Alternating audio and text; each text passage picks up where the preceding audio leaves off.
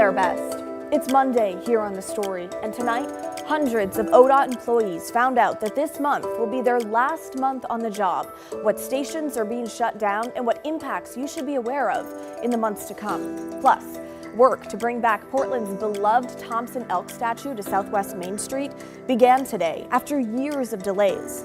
But first, despite a city-wide ban on fireworks, there were plenty blasted into the sky this past weekend. Thousands of people reported them to law enforcement. But will those reports actually do anything? It's our big story tonight.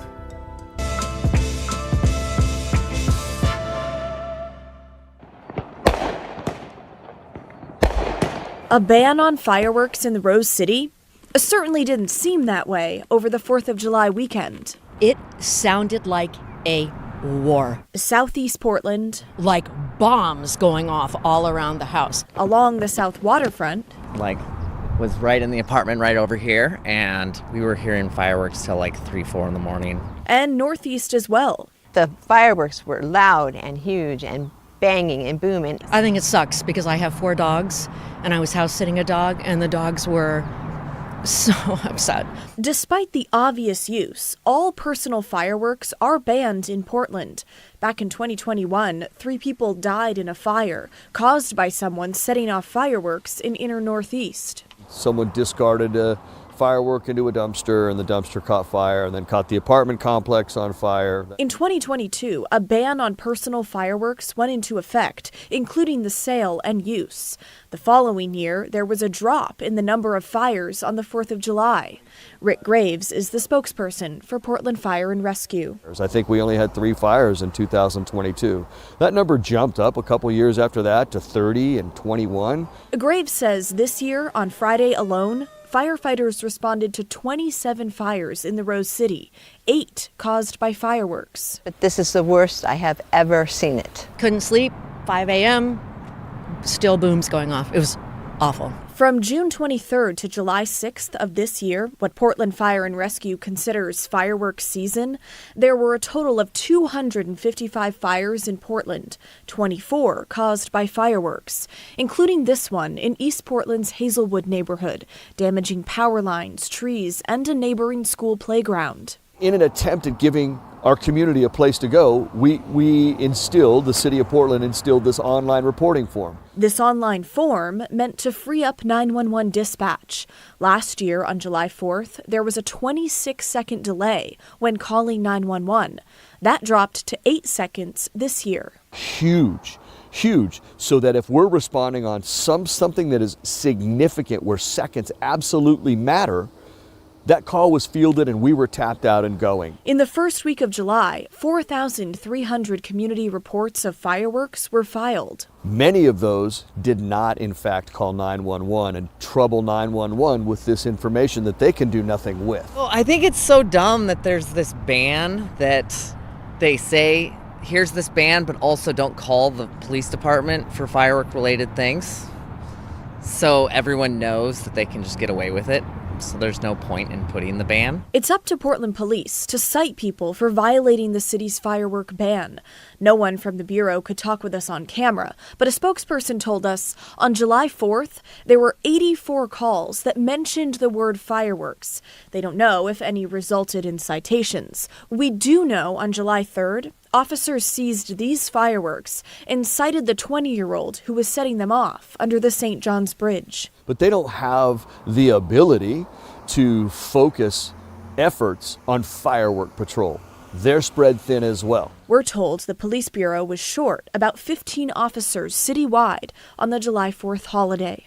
It seems like now it's okay to break every rule in the book. It doesn't matter. Yeah, I don't really know what the solution is, but it's not working.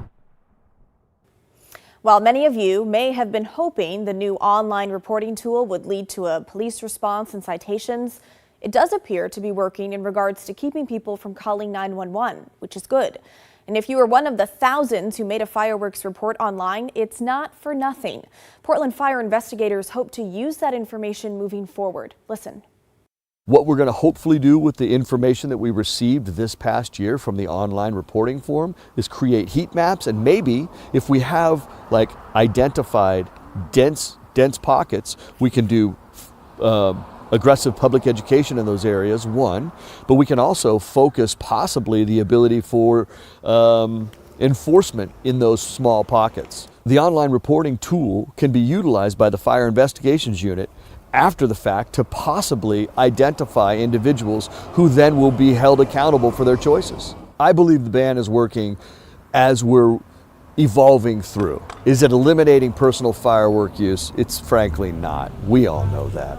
But we dodged a bullet this year, and there was only one significant fire that was caused by a firework that caused structural damage that I'm aware of at this time. Okay, that's the fire we told you about in East Portland that damaged a school playground. Well, tonight, a spokesperson for Legacy Health tells us their hospital system saw more firework-related injuries this year compared to last year. They didn't give us a specific number, but added they saw a spike in firework-related facial injuries compared to hand injuries. So, talk to us. What do you think about fireworks in Portland? Either the new reporting tool, lack of enforcement, you name it. Let us know. Email the story at kgw.com or call and leave a voicemail, 503-226-5090. An update now on what will be the largest layoff in the history of Oregon state government. Yep, you heard that right. Governor Tina Kotek says today nearly 500 ODOT employees were told they are being laid off at the end of this month. Nearly 450 vacant positions were also eliminated, bringing the total number to 932 positions cut, thanks to the legislature's failure to pass a meaningful transportation funding. The governor's office adding that a second wave of layoffs of at least 100 additional employees is planned for early 2026. That's if the funding situation does not change before then. The governor writing consequences to essential transportation services are imminent across the state. This is not business as usual. These layoffs constitute an emergency in Oregon's transportation system that will hurt every part of Oregon. But she did leave the door open on the possibility of her calling lawmakers back to Salem for a special session, saying this emergency was preventable and we still have time to intervene. Come winter, without a shared commitment to solve this crisis from partners and lawmakers, Oregonians will be left out in the cold, literally. Now, according to her statement, Oregonians will see noticeable impacts as early as this summer. Pothole repairs, pavement maintenance, and road striping will be trimmed way back. Clearing brush, cleaning up litter, graffiti, and homeless camps won't happen as often. And when winter comes, expect slower and less frequent snow and ice removal. ODOT will be buying far less sand and de-icer, and they won't be replacing old vehicles in the fleet. A total of 12 ODOT service stations across the state are closing between now and the end of the year. Here's the full list. The governor says ODOT employees at the next closest service station will have to help fill in the gaps in these areas. That's things like maintenance of public roads and state parks will also be affected. Stretches of Highway 30 in the Gorge will likely remain closed all summer and beyond following impacts from the Rowena fire. ODOT says the necessary guardrail replacements will not happen anytime soon. Okay, so we talk a lot about the public defense crisis here in Oregon. At last check, there were well over 3,000 defendants without legal representation. But if we cross the Columbia into the state of Washington, there are issues there too. And the state Supreme Court is shaking things up with a ruling to phase in new standards to reduce the number of cases public defenders handle. Natalie Swaby explains. In courtrooms across the state, there's a new focus on caseloads. And I'm grateful that the court has acknowledged that this is a crisis. Matthew Sanders, the director of King County's Department of Public Defense, says every year attorneys are up against a tall task. The statewide standard for the last 40 years was 150 felony cases. A review led the Washington State Supreme Court to consider reducing that from 150 to 47 felony cases a year, causing critics to voice concerns. I am the director of the small county public defense office, and in short, and not being dramatic, this would completely destroy my office. Last year, some said the changes would cost hundreds of millions of dollars. The proposed standards would have the effect of effectively tripling the number of attorneys needed to handle public defense cases in Washington. Even now, counties struggle to fill open deputy prosecutor and public defender positions. We are already beginning to see the nightmare scenario where suspects of violent crimes are released because public defenders can't be found for timely charging. Despite the pushback, the court is moving forward, adopting the new rules. We've completely shifted our infrastructure and our planning around these standards. Sanders welcomes the lower caseload limits, but does not like the timeline, with local governments being given a decade to follow through. I can't help but be disappointed that the court has opted in this preliminary order to adopt a 10-year implementation timeline and has encouraged but not required case weighting as the standard. So case weighting is where cases are assigned credits based on the complexity and workload. Sanders hopes Washington Supreme Court justices revisit that and require it as they continue to evaluate these new caseload standards. Well, still ahead on the story, you've been waiting, you've been emailing us. Some of you even have gone to City Council in costume. And now, after 5 years, the day is here. Construction on the Thompson elk statue restoration. What you can expect over the next few months and when the elk is supposed to be back. That's when the story returns.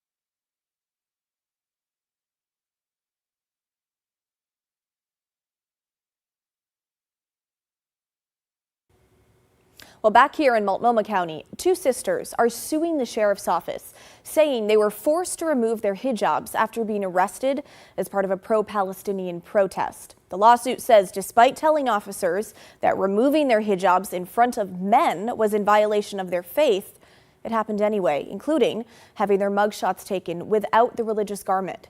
Celine Stevens has the story. It was just like one traumatic experience after another, and it just seemed like it just kept getting worse. This is Serene Abuhawa. She and her sister were arrested last year after participating in a peaceful demonstration for Palestine at the Grand Floral Parade. Court documents stating she was taken into custody after lying in the street in protest with others. But it's what happened after she was arrested that led the sisters to file a lawsuit against the Multnomah County Sheriff's Office and 3 individual officers at the detention center. I remember her telling me, well, you can't wear it here. You're in jail. And I responded with, just because I'm in jail doesn't mean I'm no longer Muslim. Like, I'm not taking it off. She's talking about one of the female officers who demanded she take off her hijab. While she was eventually taken into a separate cell to remove it, court documents say her sister was forced to remove it in front of others.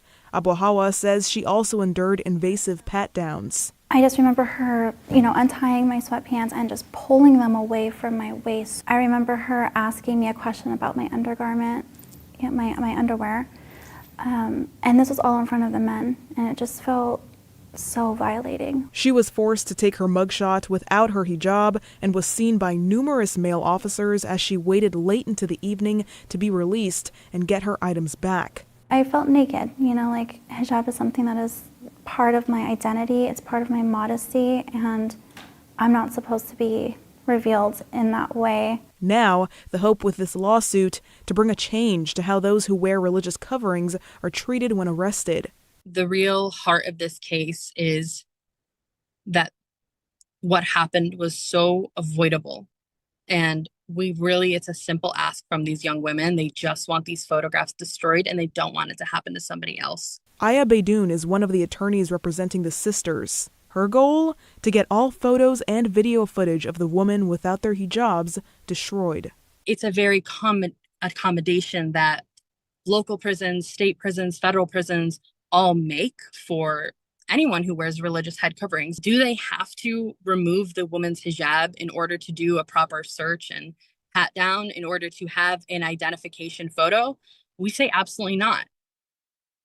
Well, the charges against both women related to their protest at the parade were eventually dismissed. The sheriff's office told us they would not comment on pending litigation nor the circumstances surrounding it.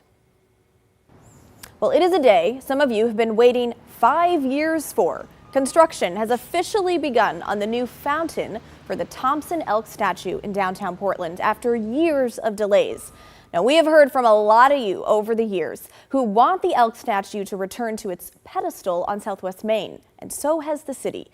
In 2022, people dressed up to fight for the elk, wearing antlers to a city council meeting to advocate for city funding to restore the statue. Then Commissioner, now Councilor Dan Ryan, even joined in, agreeing that many see the elk statue as a metaphor for the city's recovery after the pandemic and protests. The statue was removed in July 2020 during the racial justice protests in downtown Portland. People lit fires in the fountain under the statue and painted it with graffiti. Well, since then, it's been in storage in a secret location, while the city and members of the public have been working to restore it. But that restoration has taken longer than expected, way longer. First, we were told it would be back in 2022. That didn't happen. Then in 2023, the city approved $1.5 million to bring it back. The Portland Parks Foundation said the elk would be back before the end of 2024. That year came and went, still no elk. But today, nearly 5 years to the day since it was removed, construction finally started. Southwest Main will be closed between 3rd and 4th, at least through the winter, while crews work to rebuild the statue's fountain base. They have to dig a trench for a new fountain vault to hold the water, which will be recirculated, and then they'll install the plumbing. The Portland Water Bureau is in charge because of the fountain part, and they're getting granite for the base all the way from a quarry in Vermont. The Thompson elk is actually subject to various historical regulations. So the project, while it has some mechanical upgrades to ensure that the fountain is functioning and has some longevity, really what we're doing is trying to maintain the historical character of a statue that has been here since around the same time as the founding of the city. So we are going to the same quarry where the original granite was found for the base of the statue, getting that material, molding it to the exact specifications to really mimic the original. They say it'll be done this year, but again, we've heard that before. Though Portlanders we talked to this weekend are still excited to see the statue make a comeback. Just always made me think of Portland. It symbolized Portland for me. I grew up in the area. My dad worked in downtown, and I went to Portland State. So I always saw it. It was my favorite statue in Portland. So I am just super excited for it to come back. I would like to say that we're in the Renaissance era as a whole. So I think that anything that has an opportunity to bring tourists or locals down to the downtown area to re-enliven the space is something that's really necessary so that we can ensure that we're frequenting the local businesses and other businesses in the area. The Thompson elk statue was given to the city by former Mayor David Thompson. He wanted it to be a watering place for humans and animals. It's been a site of protests well before 2020, going back to marches for women's suffrage. But it is interesting to note it was not always as beloved as it is now. There have been debates in past decades about removing the statue because of its impact to traffic. And even when it was first installed in 1900, the Exalted Order of Elks refused to dedicate it, calling it a, quote, monstrosity of art. Well, turning now to a live look outside on this Monday evening. What a fantastic holiday weekend we had weather-wise. Chief Meteorologist Matt Safino joins us now. Matt, talk to me. Is there any serious hot summer weather on the way that we should know about? It's a great question, Blair, and we definitely have some hot weather on the way, but seriously hot, like, 95 to 105. I don't see that in the cards just yet. Of course, it's only the 7th of July, so we got a long way to go. We hit 90 today in Portland. That was our final high for the day. Medford cooked up at 103. But let's look at Portland's climate almanac for today. The record is 100, and from here on out into August, most of the records are in triple digits. Today's record, though, we hit 90, and even though it says 89, the climate report will be updated later on today. The average is 80. Our highest average high temperatures is from late July into early August. So we'll warm up to about 84 for the averages. But here's where we've been for the last month and 7 days, since the 1st of June. And it's interesting how the cool days, which are the blue days, have all come late in the week for the last 3 weeks. It's an interesting pattern there.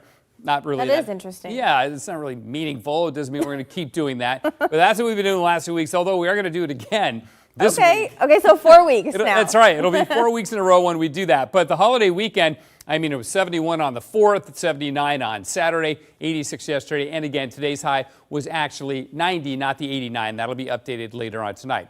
What about rainfall? This is where it gets super interesting. Through the entire month of July and the month of June and the first week of July, we only had 4 days with rainfall, and only 2 of those are what we consider to be soaking rain, which is 1/4 of an inch or more. So let's look at our soaking rain since the 1st of April, okay? The last one was on the first full day of summer. We had nearly an inch of rain on June 21st, and that was followed by, or preceded by, another really wet day with over 0.8 of an inch on the 20th of June. That was the bulk of our rain for the month of June, and we've only had 4 days with a soaking rain since the 1st of April. 1 in April, 1 in May, and then the 2 that I just mentioned in June. So really super wet days have already been rare since the beginning of April. And when you look ahead into July and August, these are our 2 driest months of the year on average, Blair. Total is just over an inch of rain for the 2 months combined. So, we don't really expect to get a lot of rain in July and August, and I don't see any rain coming our way in the next week to 10 days. This is the pattern that cools us off again, as you mentioned, for the 4th week in a row for Wednesday and Thursday, but it won't bring us any rain. The super hot weather looks like it stays to our south, California and the Four Corners area, but we'll definitely be warming up to around 90 at the end of the week and the weekend again. So what about the rest of summer and even through July? Well, the long-range outlook calls for warmer than average weather throughout the West, including Oregon, including the Portland area. So I expect that we're going to get some heat waves that put us up around 100 degrees or so. And as far as rainfall goes, not looking good for any substantial rain. We're forecast to have below average rainfall. A bigger chance in the northern Rockies, less so here, but the odds still favor drier than average weather through September. And of course, July and August are dry anyway, so hang on to the water because it's gonna be rare getting some falling from the sky. Okay, Matt, thank you so much. You're welcome. We're back right after this.